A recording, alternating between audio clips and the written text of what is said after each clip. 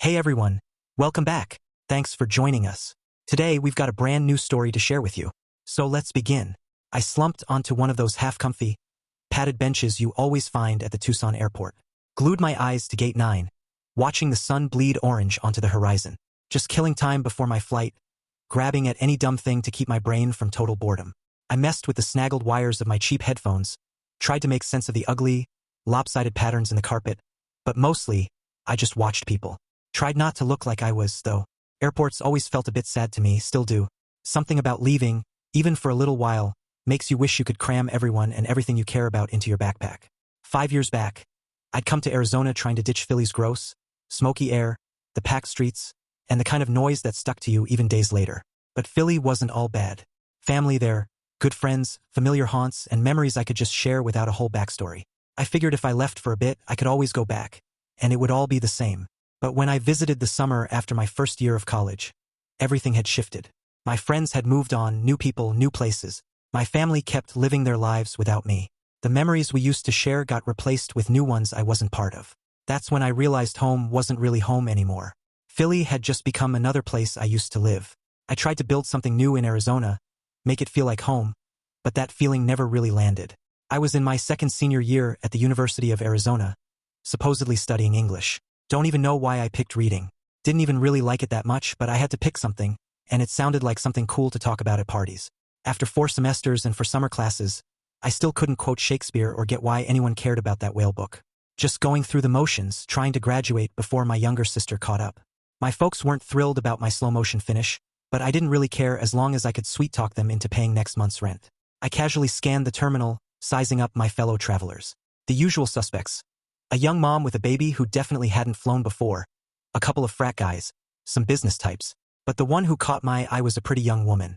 Looked maybe 19 or 20, wearing a brown newsboy cap over her reddish-brown hair that fell to her shoulders. The windbreaker she had on told me she probably went to the U of A2. She was leaning against the wall by the window watching the sunset. Couldn't see her face, she was facing away, but I could tell she was different from the rest. While everyone else checked their watches and flight times, she just stared out the window. Something about how she stood seemed sad, like she was saying goodbye to Tucson. As weird as that felt to me then, I kind of got it. I'd done the same thing when I left Philly for the first time. Didn't see the buildings or the faraway swamps, just the feeling that I'd never see that place again. Not like that. The sun kept sinking behind the mountains, painting fiery colors on the other passengers' faces. To me, everything looks pretty weird during a sunset. The people in the terminal seemed more alive, more respectful, as the sun gave its last burst of reddish-purple light before darkness took over. But darkness never really wins in airports. The overhead lights would keep us lit up long enough for the sun to bathe us in its afterglow again. Finally, the sun was gone, and boarding started. I was in seat 6A, the second window seat on the right after first class, so I'd be one of the last to get on. Fine by me. Less time on the plane, the better. But I'm always amazed how people will get up to stand in line before their row is even called. What's the point of pushing and shoving to get on a flying metal tube? I stayed put on my bench and waited until it was just me and the girl by the window who hadn't joined the herd. Eventually, she wandered off towards the line. Felt like I'd made a point to all the impatient folks.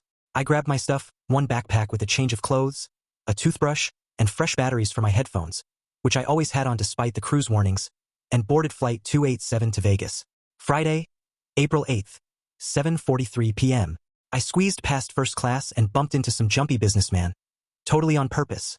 Got to row 6 and saw my window seat was taken. First, I was annoyed at whoever was dumb enough to not read their ticket. But then I saw it was the girl from the window. She noticed me right away and started apologizing before I could even tell her she was in the wrong seat. Oh my God, I'm so sorry. Really, I just wanted to watch the baggage cars go around. I'll get out and let you in. Or something like that. She was talking so fast I had to fill in the blanks. No, it's cool. I like the aisle anyway. More legroom.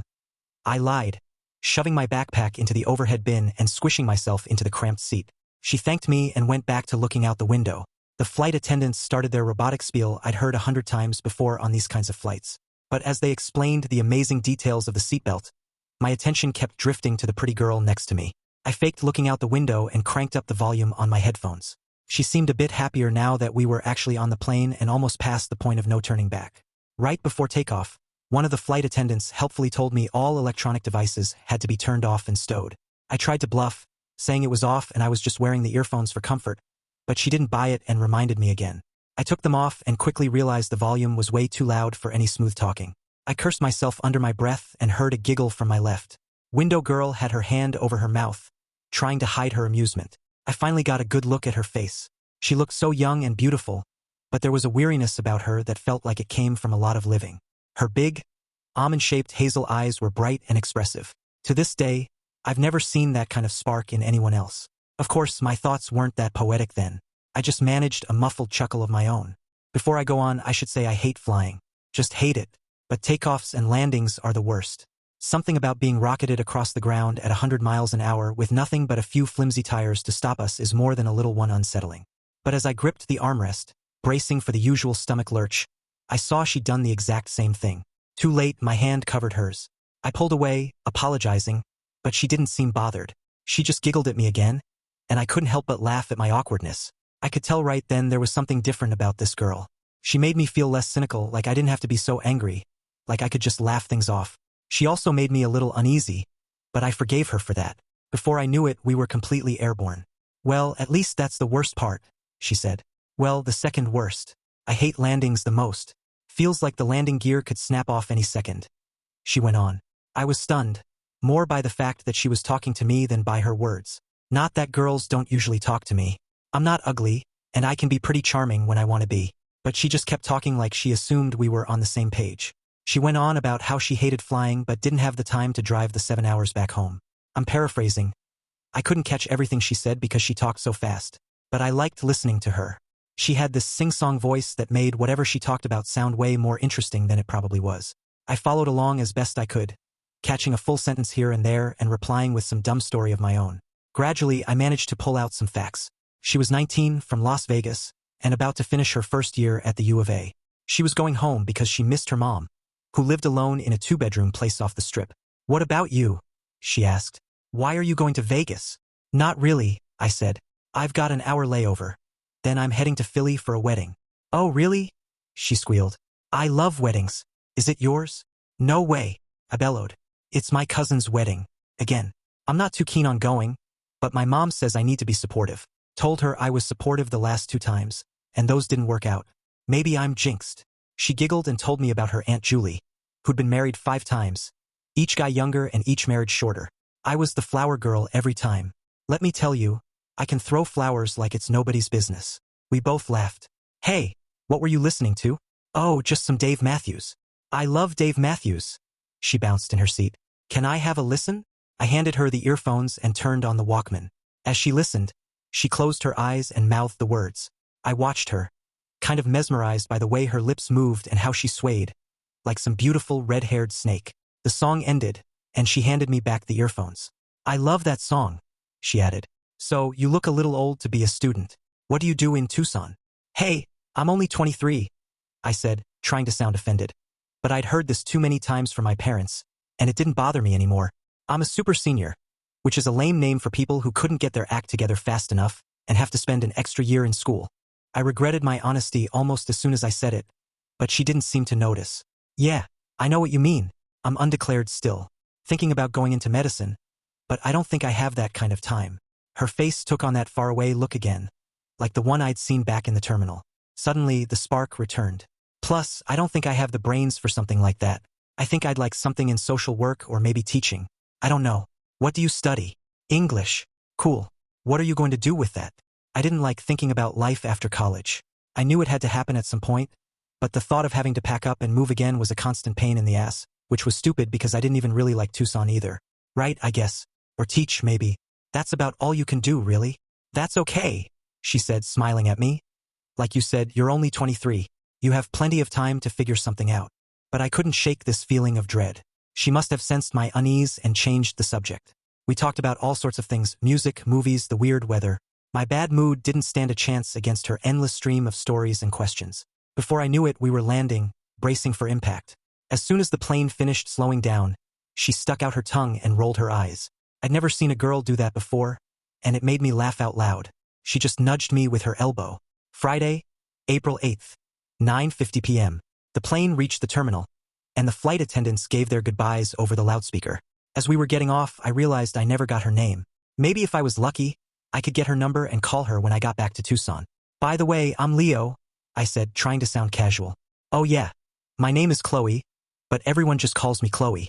She offered a delicate hand, and I took it.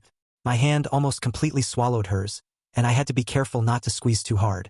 As I met her gaze, I forgot about asking for her number. Instead, this overwhelming sadness welled up. It just hit me that, after we left this plane, we'd probably never see each other again. Number or no number, I wouldn't be in Tucson much longer anyway, so what was the point? Somehow, I managed a week, nice meeting you, and reached for my backpack in the overhead bin.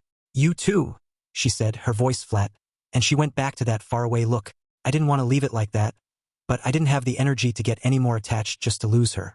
I shuffled off the plane with the rest of the crowd, and as I reached the jetway, I sped up, trying to put distance between us.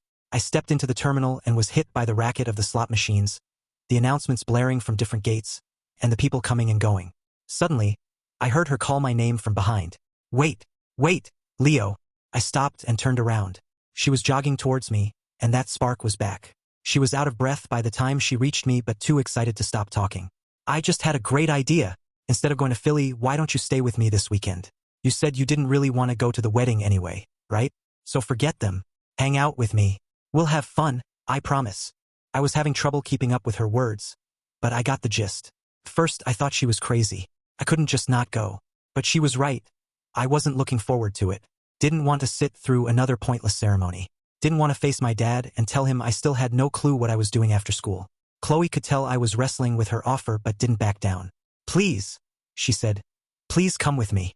The spark in her eyes pinned me. Okay, I whispered. Friday, April 8th, 10:07 p.m. Her mom was waiting for us as we walked out to the parking lot. She looked like she was in her late 30s, but you could tell life had been rough. Haggard, like someone who'd worked too many double shifts with little to show for it. My own dad had that look sometimes. Chloe hugged her mom tight, a beautiful kind of hug, the kind only two people who truly belong together could give. I felt a little out of place but enjoyed watching them. So, who's this with you? Her mom asked as they pulled apart. This is Leo. I met him on the plane. He's going to be a writer someday. I was a little taken aback but flattered she was trying to make me look good in front of her mom. Oh, how nice, she said. I'll have to keep my eye on you in the future then, won't I? Yes, ma'am, I replied, as enthusiastically as I could manage. Well, why don't you put your things in the car and we'll get going? I nodded, grabbed my backpack and Chloe's suitcase, and tossed them in the trunk. I went to open the passenger door for Chloe but didn't see her. She'd walked back towards the airport, stopping just short of going back inside. Even though her back was to me, I could tell she had that faraway look again, just like back in Tucson. I was starting to wonder what she was doing, but her mom didn't seem to think it was odd, so I stood by the car door, waiting. After about a minute, she came back to the car. She flashed me a quick smile as she got into the front seat. I took my place in the back. All finished, Chloe? Her mom asked. Yep, all set. We reached her mom's house pretty quickly. To my surprise, it was exactly as Chloe had described. A two-bedroom house off the strip. It looked almost identical to the other houses around it, except for a big cast-iron welcome sign hanging above the front door. It was obviously part of some housing development, all painted the same beige with white garage doors. Cookie-cutter and cheap, but definitely livable and clean. I'd lived in a similar setup back in Tucson. The inside felt like a monument to an empty nest. Clean and tidy everywhere except for the various half-finished home improvement projects. The living room was being repainted but looked like it had been started and stopped a bunch of times, with 3 different colors on the walls. The hallway bathroom was almost done being retiled. I'm so sorry about the mess, Leo, Chloe's mom said. I wasn't expecting my daughter to be bringing home boys. She bustled around the rooms, trying to make her little monument seem less monumental. Believe me, I'm not usually brought home, so this is a first for me too. By the way, do you have a name, or should I just call you Mom? My name is Robin, but you can call me Mom if you like. Yeah, Mom is everybody's mom around here, Chloe chimed in. Mom it is then, I said, dropping the bags on the couch. Chloe said she was starving and exhausted, and I had to agree. That's another thing about flying. Even though you're sitting the whole time, you feel totally drained afterward. Chloe and I inhaled turkey sandwiches. Then, Mom set up a makeshift bed for me in Chloe's room. This surprised me because even though I was 23, my parents would never have let me share a room with a girl, especially a girl as pretty as Chloe. She ditched her windbreaker and shorts and was now in a long t-shirt and socks, looking small and vulnerable. She crawled into bed and buried her face in her pillow, asleep almost instantly. Taking that as my cue, I stripped down to my boxers and tried to get comfortable before lying down for some much-needed rest. I had to stop and think about what I was doing. I'd blown off my cousin's wedding to hang out in Vegas with a girl I'd known for less than a few hours. Had to admit, I was nervous as hell. No idea where this was going or what I was going to do. But I also knew, in some messed up way, that I belonged here. Chloe's house felt like the closest thing to home I'd felt in 5 years. I looked over at Chloe, breathing heavily into her pillow. Her red hair spread across her face. Yeah, I belonged here. Saturday, April 9th, 3:48 a.m. I woke up in the middle of the night with a sudden urge to pee. Stumbled my way into the hall bathroom. On my way back to Chloe's room, I noticed the kitchen light was on. As I got closer, I heard what sounded like crying. I went into the kitchen to see Mom sobbing alone at the table, a cup of tea in front of her. "Mom," I called out quietly.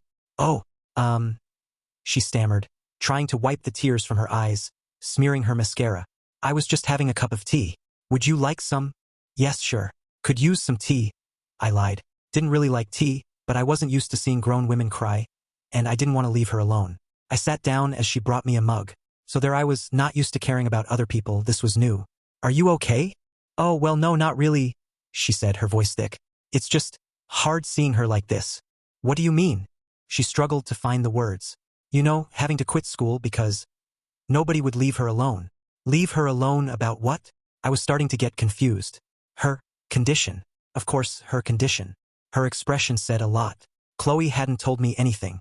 "Oh no, you poor thing," she said, her mouth hanging open a little. "I messed up big time. I shouldn't have said anything." She started to get up. "Wait a minute," I said. "What's going on?" She sat back down and sighed heavily. "Chloe has epilepsy. Or, she had epilepsy 3 years ago. She had this treatment supposed to cure her. Experimental, and she knew the risks, but she wanted to do it anyway. Tired of people treating her like she was fragile, like a freak. Doctors went into her brain, found the part causing the seizures, and fixed it. Everything was fine for a while. But then, she started getting these massive headaches. She started to tear up again. Turns out, the doctors messed up. Damaged a blood vessel. Could burst at any moment. Could be tomorrow, could be 20 years from now. Or, she could be dead in her room right now for all we know." She had to stop and wipe her face. "It just isn't fair. All she's ever wanted is to feel normal, and those doctors, they assured me it was safe." "Oh, please, Leo, don't tell her I told you." I could only nod, looking down at my tea. It was happening again. I was going to have to leave someone else behind. Going to lose this feeling of home. But it hurt more this time. It wasn't really me leaving. I was the one being left behind. And where she was going, I couldn't follow no matter what I did. Wouldn't make a difference. I took a sip of my tea, but it tasted like ash. Mom came over and hugged me, like she had Chloe earlier. Her touch made me need to ask, How do you deal with it?" "The only way I can, sweetie," she said, her voice soft. "I help her live with what time she has left. That's all we can do, right?" I didn't answer, just took another sip of tea. I went back to Chloe's room. As I crawled back into bed, I couldn't help but check to make sure she was still breathing. She was. Relieved, I fell back into a fitful sleep. Saturday, April 9th, 9:30 a.m. Holy Jesus H. Chloe and I both shot awake when she rolled right off the bed and landed on top of me. After a moment of stunned silence, I burst out laughing. She just put her hand on her head and shook it. Apparently, she was a champion bed tosser, and I just found out the hard way. Seemed to be doing a lot of that lately. However, the morning's chaos made me forget everything else long enough to enjoy breakfast. Mom made us waffles and bacon while we talked and joked about all sorts of things. They asked me about my family in Philly and Arizona. Usually, I clammed up when the conversation turned to me, but with these women, I knew they were just curious, no hidden judgments. But in the back of my mind, I knew talking about myself was a million times easier than asking about Chloe. I finally understood why she got that faraway look sometimes. The fact that she had so little time weighed heavy on her.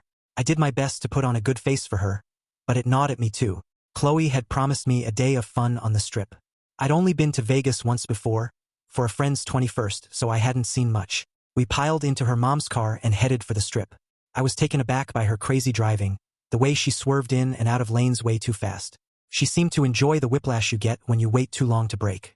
I held on to the oh shit handle for dear life as she made fun of me. This was the same girl who hated flying, and I tried to call her on it. "Oh, relax, I'm in control now. I know what I'm doing." I took her word for it and tried not to distract her. Thankfully, traffic started to back up as we got closer to the hotels, and she was forced to slow down. Saturday, April 9th, 11:12 a.m. We spent the morning wandering around Caesar's Palace and the mall inside. It was one of the fanciest malls I'd ever seen. The ceilings were painted like the sky, all complicated and chaotic clouds. They even had their own sunrises and sunsets, though they weren't as good as the real thing.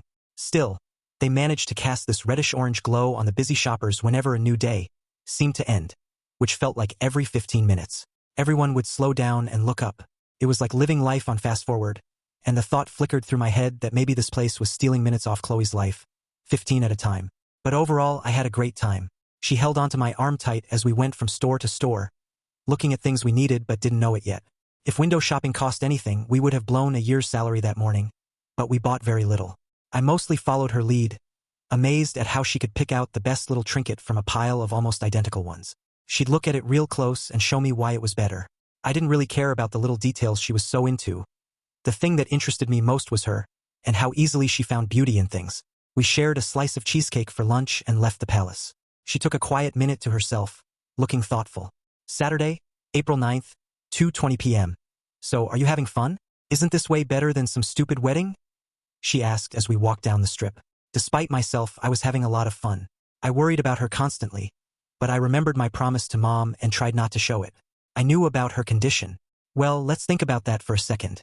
I'm spending my weekend in the fun capital of the world with a hot redhead. I'd say I'm doing pretty good. She laughed and squeezed my arm tighter. But what about your parents? Are they going to be mad at me? She pouted and looked up at me with this wounded puppy look. They'll get over it, I said. So, what else do you have planned for me? I want to show you my special spot. I stopped walking, staring at her with my mouth open. I knew what she meant, but I think she enjoyed making me uncomfortable, so I played along. Hey, don't get any ideas, she said, still walking. Well, are you coming? She called back. I jogged after her. We made our way to the Mandalay Bay Casino Resort and followed the signs for the Shark Reef. The quiet of the place hit me first. The Shark Reef was a bunch of tunnels winding through a giant fish tank, packed with all kinds of underwater life. Sea turtles, manta rays, and of course, sharks. The walls and ceiling of the tunnel were thick plexiglass, giving you this clear view of the animals. I watched, amazed, as a giant manta ray floated effortlessly above me, then glided down the walls like it was dive-bombing the reef. This is awesome, I said. Out of the corner of my eye, I could see Chloe watching me intently. She led me to a bench at the far end of the only room in the tunnels. In the middle was another, much smaller tank where kids could touch the animals. Luckily, it wasn't crowded, and the few people there were quiet and respectful, like some kind of underwater church. I used to come here every day after school, she said as we sat down. I've known every single fish in this tank since it opened. We watched them swim, and she whispered the names of all the different fish and how long they'd been there. Which one is your favorite? I asked. She pointed to a big, slow-moving sea turtle. That one. His name is Otis. He seems to be the only one who understands he's in a big tank, always looking for ways to get out. I heard they tried to release him once, but he followed the boat back to shore and wouldn't go back out to sea. It's like he didn't want to leave all his friends in the tank behind. That faraway look came back. I guess I feel sorry for him a little bit. Must be sad to be afraid of the future. But even still, I like him best. Watch this. She got up and put her nose to the wall of the tank until Otis noticed her. Then she dragged her hand along the tank wall all the way around the room. Otis followed her every move, staying right against the glass until she moved away. Isn't he cute? He must know a good thing when he sees it, I added, blushing a little. She sat back down next to me and held onto my arm, her head leaning on my shoulder. We stayed like that for a long time in silence. Every now and then, I'd look down at her, watching the light ripple across her face through the water. If I wasn't falling for her before, I definitely was then. I know it sounds cheesy, but I wanted that moment to last forever because in the back of my mind, I knew whatever we had couldn't last long. Even if we somehow made it work, she would leave me. I didn't have the strength for that kind of goodbye. I watched Otis drift in and out of different groups of fish, like he was trying to get someone's attention, but mostly he swam alone. I felt sorry for him too. The silence eventually got to me. So, when you used to come down here, what did you think about? She sighed and looked down at the floor. A lot of things, I guess. I like them because they don't care if you won't be around the next day. They're just happy you show up at all. They swim, we watch, we leave, and life goes on. A tear escaped her chin and landed on my arm. Can I ask you something? I said. Yeah. Why do you always go and stare off into the distance when you leave somewhere? She paused and took a deep breath. Just in case I don't see it again. So I was right then. She really was saying goodbye. I think I have to tell you something, she whispered. I know, I said. She looked up at me, surprised. Your mom told me last night. A flicker of panic crossed her eyes. So, why did you stay? I had to think about that for a moment. Seemed like a million reasons why I should have run to my connecting flight and never looked back. But ever since I first saw her staring out the window of the Tucson airport, I knew she was different. I realized then that spending a few days with her was worth spending a lifetime trying to hold on to the past. Because with you, I feel like I belong. I don't feel like I'm just making a stop on my way to something else. I don't feel like I'm waiting for something to happen. I looked right into her pretty hazel eyes. You make me want to live. Her gaze dropped, and she cried. I didn't know what to do, so I just hugged her. Finally, she spoke, her voice muffled against my chest. Thank you for coming with me. Right then, I would have followed her anywhere. It was very late by the time we finally decided to leave. As we walked towards the exit, I noticed she hadn't stopped to say goodbye to the fish. Hey, Chloe, aren't you going to? You know? No, she said simply. I don't ever want to say goodbye to this place. She smiled at me and kept walking. Saturday, April 9th, 9:32 p.m. We were walking down the strip again, arguing about what to have for dinner, when she noticed the New York roller coaster. Come on, let's go. We can still get a ride before it closes. She was practically dragging me towards it when I protested. No way. I was just on a plane last night, and I'm going to be on one tomorrow. Can't I have one day without an upset stomach? I don't even like them. I don't either, but I've never been on it, and I don't want to miss an opportunity. She pleaded. Okay, but let's not sit up front, I said. Deal. And she took off towards the hotel, me trailing behind. Being the middle of dinner rush, there was no one else in line for the Manhattan Express, and we got on quickly. Somehow, she talked me into sitting up front. Actually, it was no mystery. She called me a chicken, and no guy can back down from that. I took my seat next to Chloe and fumbled with the seatbelt. Right then, I really wished I'd paid attention to the flight attendant spiel I always made fun of, but I figured it out eventually. The ride started and we slowly climbed to the top of the ramp. I immediately started panicking, my breathing getting shallower as we neared the top. At about the moment I thought I was going to have a heart attack, Chloe grabbed my hand. Almost instantly, my fear drained away. Do it like this, she suggested, leaning forward and closing her eyes. I was hesitant, but I shut my eyes tight and held her hand for all I was worth. The ride started. I wanted to scream, but I kept forgetting as the ride twisted and turned me in new directions. I just focused on the wind across my face and the hand that held onto mine tight. Felt like I was free-falling. The ride moved unexpectedly, and we followed it in turn. It was the most exhilarating feeling I'd ever had. I was barreling through the night without caution or regret. It was then that I finally understood how Chloe saw the world. To her, everything was clearer, brighter, and more beautiful. The ride finally ended, and we climbed onto the platform. She started to ask me if I liked it, but I didn't let her finish. I pulled her to me and kissed her more passionately than I'd ever kissed anyone. She was surprised, to say the least, but she didn't stop me. She wrapped her arms around my neck and kissed me back. Saturday, April 9th, 10:35 p.m. We made love that night. I won't bore you with the details, but I will say that I finally understood what those poets were talking about. It was the happiest I had ever been, but also the saddest. It held the promise of a great future and the heavy feeling of something ending too soon. We loved each other like there was no tomorrow. Finally, we collapsed into each other's arms, and I held my hand against her chest. I drifted off to sleep to the steady thump of her heart. Sunday, April 10th, 9 a.m. I woke up to the sound of the radio coming from Chloe's alarm clock. She didn't stir, so I reached over her to hit the snooze. I lay there, thinking about my parents and how pissed they were going to be when they found out where I was. I hardly cared what they thought, but I needed to somehow sweet-talk them into getting me a plane ticket back to Tucson since I was now broke. It was going to be expensive too. I looked over at Chloe and debated just forgetting about it and staying with her. I remember thinking I could probably transfer to UNLV and finish my degree next semester. Then, who knows? I could get a decent job in Vegas for a while and live with Chloe and her mom. A million ideas were buzzing in my head. At least when I talked to my dad again, I could tell him I actually had a plan. After the alarm went off a second time, I again reached over Chloe and turned it off. This time, suddenly, a massive sense of dread washed over me like a poisonous cloud. She was facing away from me, so I couldn't see her face, but when I went to touch her, there was no reaction, no warmth. Panic clawed at my throat. I quickly turned her over. Her face was frozen in a half-smile, and a small trickle of dried blood ran from her nose. I held her tightly, doing my best to shake her awake from what I desperately hoped was just a deep sleep. But it was no use. She was gone, dead. I wanted to scream, to cry, but I couldn't. I was numb, paralyzed by the sheer impossibility of it. I just held her, unable to think. After a few minutes, the reality started to sink in, and the feeling came back, a crushing weight. My forehead throbbed from trying to hold back the tears, but it was a losing battle. That physical pain, though, was nothing compared to the gaping hole inside me. I can't even describe it. I buried my face in her neck and finally let it all out. A raw, animal sound. When I thought I couldn't take any more, I noticed she held something clutched in her hand. It was a folded piece of notebook paper with my name scrawled on one side. I unfolded it, my hands shaking, and realized it was a letter from Chloe. It read, "Dearest Leo, if you are reading this, then my fears have come true, and I didn't make it through the night. Right now, you are asleep. I want to wake you, but I am too afraid. I don't want you to see me like this. My head hurts so much right now that I can't see straight. I hope you don't think this is your fault. I've been having headaches like this for the past couple of months. Tonight, I just have a bad feeling, like I've done all the living I can do. I wish I could stay with you. I want to be with you always. It hurts so much. I need you to do something for me, Leo. Now that I'm gone, I want you to live for both of us. Maybe someday we will see each other again. But until then, I need you to live for me. Ever since I saw you in the airport, I knew there was something special about you. I knew you could help me feel like I really lived.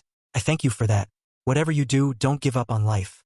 If I had made that mistake, I would never have met you. I'm feeling dizzy. I want to crawl back into bed with you. I'm so afraid, Leo. I hope you can find the strength to keep looking, no matter how hard it is or how long it takes you. If you keep looking for life, I promise you that we'll be together someday. Love always, Chloe. Remember, keep looking. I'll be searching too. I love you." I looked at the letter for a long time. The radio played softly beside us, a meaningless tune in the sudden, deafening silence. Thanks for watching. If you enjoyed this video, don't forget to like, comment, and subscribe for more stories like this. See you next time.